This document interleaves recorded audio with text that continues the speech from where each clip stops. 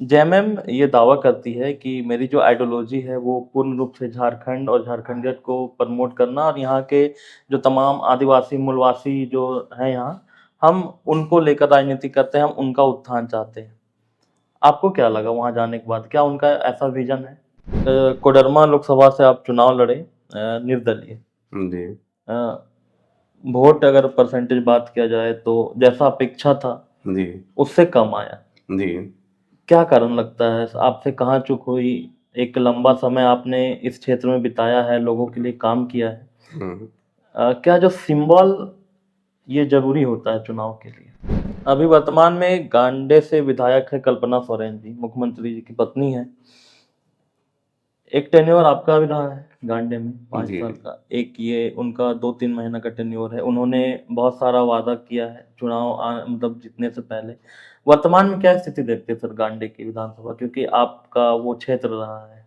आप अभी भी जनता हुँ। से मिल रहे हैं, क्या बताती है? जैसे सीजीएल का मुद्दा एक बड़ा मुद्दा, 8 सालों के बाद यहाँ परीक्षा हुई भी, तो सरकार आयोग इस चीज़ को नहीं मान रहा है कि इसमें किसी तरह का पेपर लीक हुआ है, लेकिन तमाम कोचिंग सेंटर और स्टूडेंट ये आरोप लगा रहे हैं और कई तरह के सबूत भी दे रहे हैं। इस पर बीजेपी की क्या स्टैंड रहेगी? अगर आंसर की उन्होंने जारी कर दिया आयोग ने, हुँ। अगर ये प्रक्रिया आगे बढ़ती है, तो हुँ। आपका क्या स्टैंड होगा? बीजेपी का क्या स्टैंड होगा इस पर? जी, मान जी। लीजिए आप फिर से विधानसभा में पहुँचते हैं, हुँ, हुँ। तो एक 1932 खतियान का एक बहुत डिमांडिंग मैटर है अभी झारखंड में। जी। इसके आप पक्षधर रहेंगे या इन पर आपका क्या रवैया रहेगा 1932 खतियान के लागू होने पर? नमस्कार, मैं अभयराज और आप देख रहे हैं आपकी सभा। कुछ दिन पहले झारखंड में एक हेडलाइन सबसे ज़्यादा चली। तमाम अखबारों में और जितने न्यूज़ पोर्टल है, उसमें ये खबर छपी। खबर की जो हेडलाइन थी वो ये थी कि जयप्रकाश वर्मा वापस बीजेपी में हुए शामिल। लोगों ने जब ये खबर सुना तो काफ़ी अचंभित हुए, चौंके और बहुत सारा सवाल उनके मन में उठा। उन तमाम सवालों को आज हम जयप्रकाश वर्मा जी के साथ बैठे हैं, उनसे पूछेंगे। इनका परिचय अगर करा जाए तो गांडे के पूर्व विधायक हैं। आम जनता की से बहुत इनका जुड़ाव रहा है, जुड़ाव अभी भी है। लोग लगातार इनसे मिलते हैं, अपनी समस्याओं को बताते हैं और लगातार इनका दौरा भी चलता रहता है। आज जब हम इंटरव्यू कर रहे हैं, आज भी सर का कई दौरा है, लेकिन सबसे पहले धन्यवाद सर कि मेरी हुँ। टीम की तरफ से कि समय दिए आप हमको। चलिए, आपके श्रोताओं को मेरी तरफ से नमस्कार। जी, सर स्वागत है हमारे चैनल में। जी। सबसे पहला क्वेश्चन यही आता है कि झारखंड की जो वर्तमान स्थिति है, जो राजनीतिक स्थिति है, उसको आप कैसे देखते हैं?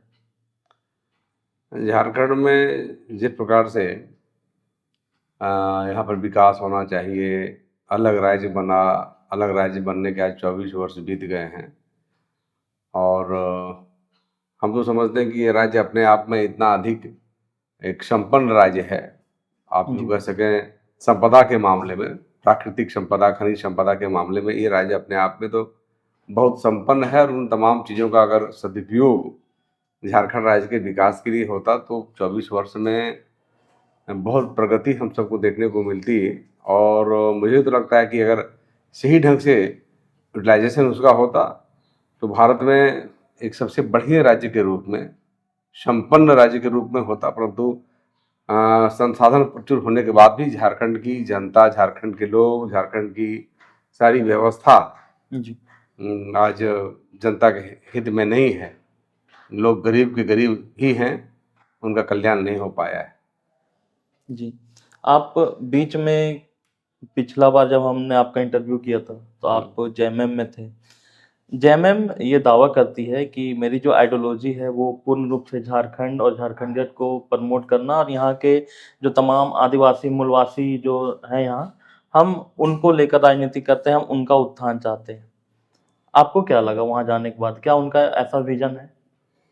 देखिए, जो बात आप बोले ना, तो जी, बाहर से सुनने में लगता है कि झारखंड मुक्ति मोर्चा जो है सो झारखंड के लोगों के कल्याण के लिए काम करता होगा। जो झारखंड पार्टी का नाम दिया, जो झारखंड शब्द उसने प्रयोग किया, तो उन चीज़ों को देख कर के कोई भी आदमी लगता है कि नहीं भाई झारखंड का काम करता है, झारखंड काम करेगा।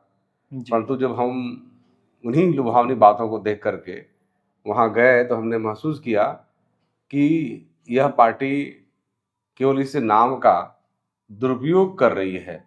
झारखंड शब्द का, झारखंड के लोगों के कल्याण का बात बोल करके झारखंड के लोगों के कल्याण का काम नहीं कर रही है, और इन लोगों का अधिक से अधिक शोषण हो रहा है।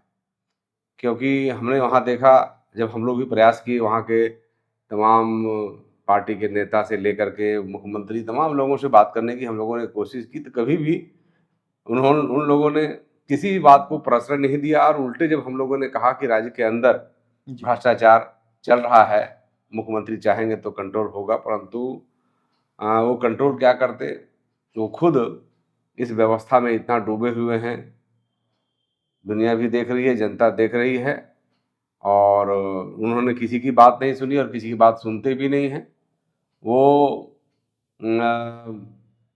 झारखंड का नाम दे करके आदिवासी का चेहरा अपने आप को कह करके आदिवासियों को केवल वोट लेते हैं, जी। परंतु उनके हित में कार्य नहीं करते हैं। क्योंकि अगर उनके हित में कार्य करते, तो पहला आपका जो प्रश्न था, मैंने कहा कि यहाँ पर बहुत संसाधन हैं, बहुत कुछ किया जा सकता है, पर वैसा कुछ किया नहीं गया, और वैसा कोई वैसा योजना का भी निर्माण नहीं किया गया। केवल और केवल पूरा इसका सिस्टम, जो सरकार के जो सारे तंत्र हैं, जो सरकार के जो पूरा मंत्रालय है, और तमाम ये सारे लोग अधिक से अधिक पैसा कमाने में ही व्यस्त हैं। जनता का सूद लेने वाला कोई नहीं है। जो हमने अनुभव किया, जो आपने प्रश्न डाला कि आपने वहाँ क्या अनुभव किया, हमने ऐसा अनुभव वहाँ पर किया, वहाँ अंदर जा करके। बाहर से तो दूर से सब कुछ लगता है कि बहुत सुहाना है, और वही सुहाना लगता था। उसी सुहाना को देख करके हम लोगों को भी लगा कि शायद ये झारखंड नाम की पार्टियां हैं, और झारखंड का कल्याण करने के लिए आगे बढ़िए, हम लोग वहाँ मिलकर जाएंगे तो लोगों के और हित का कार्य कर सकेंगे। पर ऐसा वहाँ पर कुछ दिखता नहीं, अंदर जाने से पता चला। कोडरमा लोकसभा से आप चुनाव लड़े, निर्दलीय। जी वोट अगर परसेंटेज बात किया जाए तो जैसा अपेक्षा था जी उससे कम आया। जी। क्या कारण लगता है, आपसे कहाँ चूक हुई? एक लंबा समय आपने इस क्षेत्र में बिताया है, लोगों के लिए काम किया है।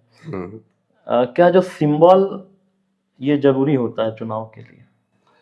हाँ, जैसे मान लीजिए, ये बात बहुत अच्छा है प्रश्न आपका, कि अगर कोई जनता के बीच में व्यक्ति उनकी जनता को सेवा दे रहा है, जनता के बीच में लगा हुआ है, दुख सुख का साथी है, तो जनता को इन विषयों पर निश्चित रूप से ध्यान देना चाहिए कि हमारे बीच कौन है, हमारी सेवा कौन करता है, कौन हमारे दुखों का साथी है। हम कभी अपनी समस्या से याद करते हैं तो व्यक्ति हमारे समस्या के समाधान के लिए निकल के आता है। निश्चित रूप से इन चीज़ों को हम लोग समझ करके चुनाव मैदान में आए थे, परंतु चुनाव मैदान में जनता का जो भी नज़रिया रहा हो, अब जनता जनार्दन है, अब जो नज़रिया रहा हो, अब वो नज़रिया तो मैं नहीं बता सकता, परंतु जनता को अपने नेतृत्वकर्ता को पहचानना चाहिए। अपने जो उनके साथ चलते हैं, उनका दुख का साथी हैं, उनके साथ चल करके उनका सहयोगी बनना चाहिए था। पर तो जल्दी चलिए, जो भी है, जो जनाधार है, और उसी जनाधार को हम लोग आज सच मानेंगे, दुनिया सच मानेगी, और वही सच है। पिछला बार जब हमने आपका इंटरव्यू किया था तो उसमें आपने एक घटना बताई थी कि जो विधानसभा में एक सवाल उठा था कि झारखंड में सुधार कैसे हो, तो आपने बहुत ही प्रमुखता से वहां से उठ के कहा था कि जो यहाँ 81 लोग चुन के आए हैं वो अगर सुधर जाए तो पूरा झारखंड सुधर जाएगा। ये बात आपने बताई थी। मान लीजिए आप फिर से विधानसभा में पहुंचते हैं तो एक 1932 खतियान एक बहुत डिमांडिंग मैटर है अभी झारखंड में, इसके आप पक्षधर रहेंगे या इन पर आपका क्या रवैया रहेगा 1932 खतियान के लागू होने पर? जैसे 1932 का जो खतियान है, वो सबको समझना चाहिए कि 1932 का खतियान लागू होने पर झारखंड के लोगों को क्या मिलेगा, किनको मिलेगा और किनको नहीं मिलेगा। तो जो नियोजन नीति है, जो 1932 के खतियान के आधार पर नियोजन नीति की लोग बात करते हैं, और चूंकि झारखंड जो है सो भारत का एक राज्य है, और भारत एक ऐसा देश है जहाँ पर विभिन्न प्रकार के भाषा, जाति, नस्ल, संस्कृति, तमाम प्रकार के लोग वास करते हैं। हमारे सभी राज्यों में विविधताएं भी हैं, पर बाद में देश एक है तो एकता भी है। उसके आधार पर मैंने झारखंड राज्य वासियों के हित को सुरक्षित रखते हुए और झारखंड राज्य के हित को सुरक्षित रखने के लिए जो बेहतर कानून हो, अगर 1932 के कानून से झारखंड के राज्यों का पूरा कल्याण हो सकता है, इसमें समीक्षा होनी चाहिए, तो निश्चित रूप से 1932 को लागू करना चाहिए। और उसके साथ साथ झारखंड इस देश का एक अभिन्न अंग है, तो देश को की भी अखंडता और एकता को सुसज्जित करते हुए जो कानून बनाए जाने चाहिए उस राज्य के अंदर निश्चित रूप से विचार करके, तमाम पहलुओं पर विचार करके, तमाम जो पहले से कानून और व्यवस्था जो नीति जो बनाया गया है उन लोगों की समीक्षा करते हुए जो न्याय संगत होगा, जो कानून संगत होगा, उस क्षेत्र में हम लोगों को आगे बढ़ना चाहिए और बढ़ करके काम करना चाहिए। अभी वर्तमान में गांडे से विधायक है कल्पना सोरेन जी, मुख्यमंत्री जी की पत्नी है। एक टेन्योर आपका भी रहा है गांडे में 5 साल का, एक ये उनका 2-3 महीना का टेन्योर है। उन्होंने बहुत सारा वादा किया है चुनाव मतलब जीतने से पहले। वर्तमान में क्या स्थिति देखते हैं सर गांडे की विधानसभा, क्योंकि आपका वो क्षेत्र रहा है, आप अभी भी जनता से मिल रहे हैं, क्या बताती है? जैसे कि मान ली कि चुनाव हुआ, उपचुनाव हुआ, और उपचुनाव में उनके लोगों ने, तमाम लोगों ने कहा कि नहीं, कल्पना सोरेन जो है सो झारखंड का मुख्यमंत्री बनने जा रही है और गांडे से चुनाव लड़ रही है, तो गांडे में एक मुख्यमंत्री गांडे को मिल जाएगा। इस प्रकार का उन लोगों ने प्रचार किया, बात कहा, तो लोगों को लगा कि गांडे को एक मुख्यमंत्री मिल सकता है। उस समय लोगों ने मतदान किया, परंतु जब वो जीत गई तो आज लोग ये देख रहे हैं कि ठगा हुआ सा महसूस कर रहे हैं। ठगा हुआ महसूस इसलिए कर रहे हैं कि जनता को हमेशा कुछ ना कुछ समस्याएं आती रहती है और उन समस्याओं के समाधान के लिए लोग अपने विधायक के पास, अपने सांसद के पास जाना चाहते हैं, जाते हैं, बात करते हैं।